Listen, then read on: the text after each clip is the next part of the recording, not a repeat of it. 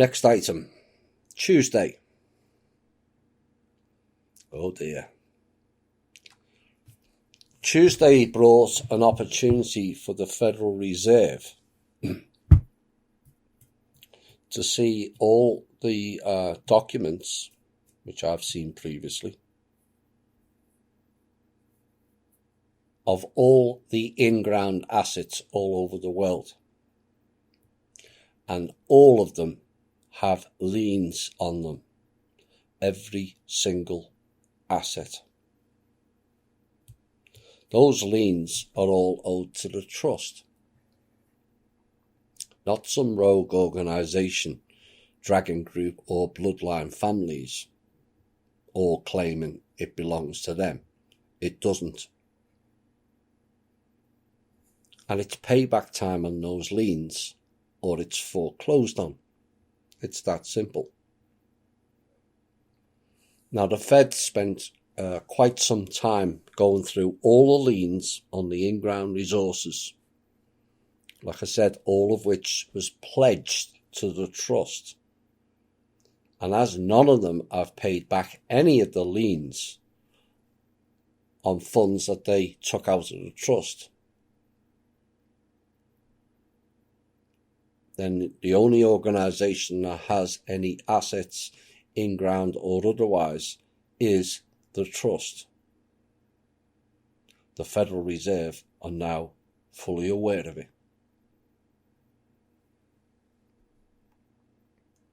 As you may have seen, if you bother to watch TV, I don't personally, with Mark Zuckerberg with a silent F of Facebook trying to convince everyone to buy the cryptocurrency Libra has failed.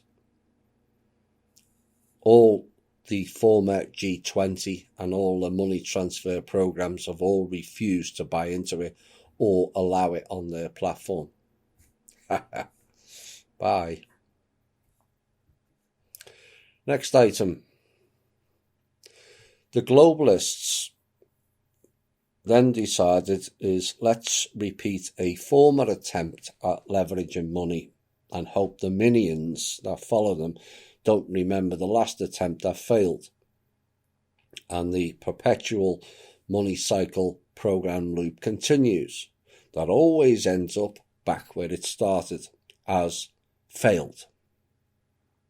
So after the attempts to launch the TRNs, Treasury Reserve Notes, failed, they then turned to cryptos, and that failed. So then this week they went back to something they tried previously and failed at, the SDR, which means Special Drawing Rights. So what is an SDR? Well, a country, let's say South Korea, and this is actually correct, gives their gold to China and then draws funds off that asset. But the one who holds the asset is always the biggest gainer out of that deal. That's how SDRs work. And the global elites hold all the assets and give you funds off it. Well, the clowns decided they would do an SDR, which is linked into the Paris Climate Agreement this coming December. Like we mentioned earlier, there's always something hidden in a bill. And you all thought that that deal was about climate change. Wrong climate. What they're referring to is the climate change is in the banks.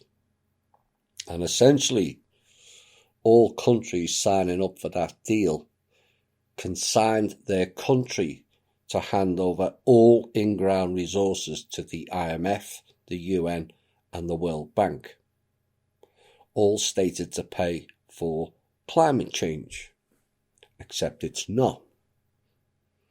It is a heist on each country to collect and control these assets, ignoring the fact that all the assets doesn't belong to those countries anymore, it belongs to the trust.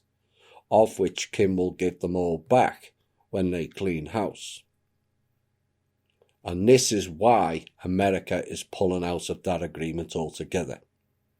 Thankfully, some at the top of this country listened to what we were telling them. Now, the added reason for this is the IMF is bankrupt. It alone owes the trust $196 trillion with a T. The UN is bankrupt and they've announced that they're running out of funds this month. And as both of them are connected, and so is their bank, known as the World Bank, they're bankrupt also.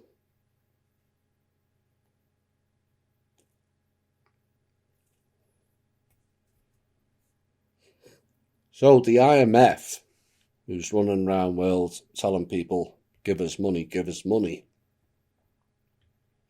less than 12 months after telling everyone to ditch their currencies, which if you have no currencies, you can't have a revaluation of currencies and do an RV.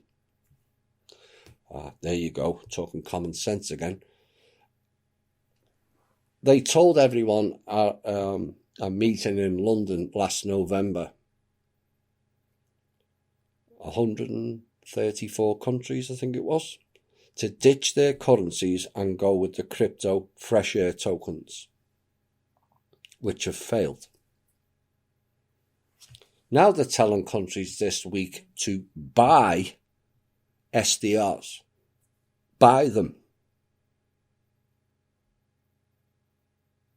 Not hand over an asset and draw funds from. No, you buy SDRs with no asset.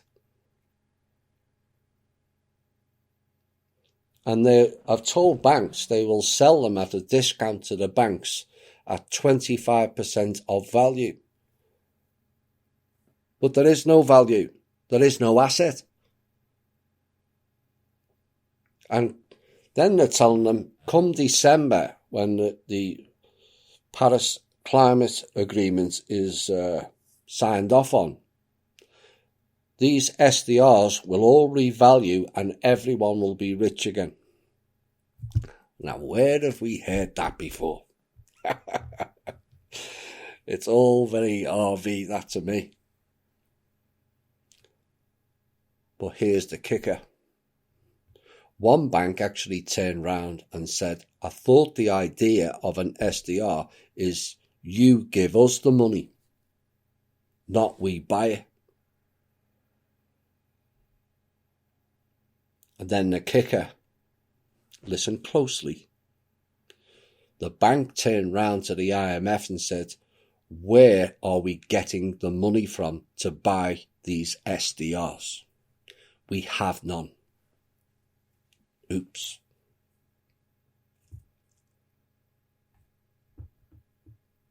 Banks have no money, that is stating. And yet some refuse to believe what this show has been telling you. They have nothing left. Now the positive aspect is at least now some are starting to actually think and question the narrative now. The point is, they're not buying anything. There is no asset to support the SDR. None. Zip. Nada. And it's the equivalent of buying dinars, zims and dongs and Bitcoin. Fake currencies. And they sell it and take your real money off you and keep themselves going. That's all they're doing. Just keeping themselves going. And all of it's fake. And many are now seeing through that illusion. Many are now learning the knowledge both Kim and I have put out in the shows and are asking questions against the official narrative. That is real progress being made.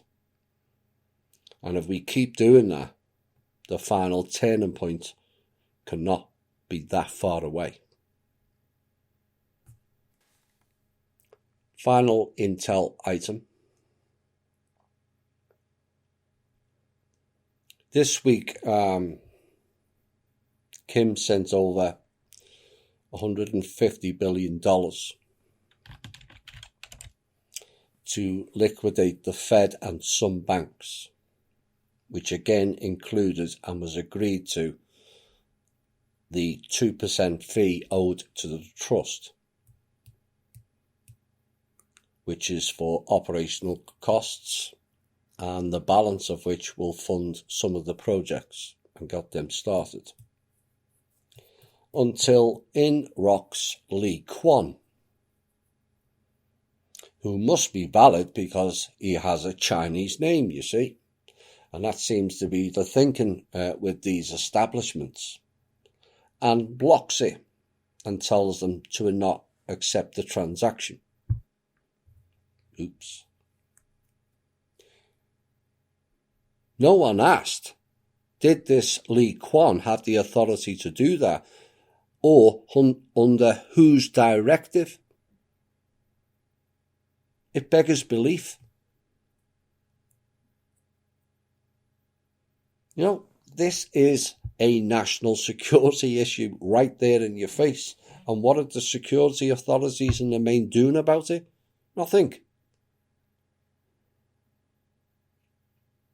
Sadly, as we know too well, there's a whole chunk of them that are in on it, that's why. But this is beyond ridiculous and requires actions to be taken, in my opinion. So, Kim pulled all the funds back. But progress is being made. More people are now seeing through it. Now, following that interaction, Kim, the trustee, will no longer be known as Kim, but Mi Kung Po. Yeah, that's right. She's now known as Mi Kung Po, under the title Empress the Chinese Younger. Maybe then some of these clowns will listen to what she's saying.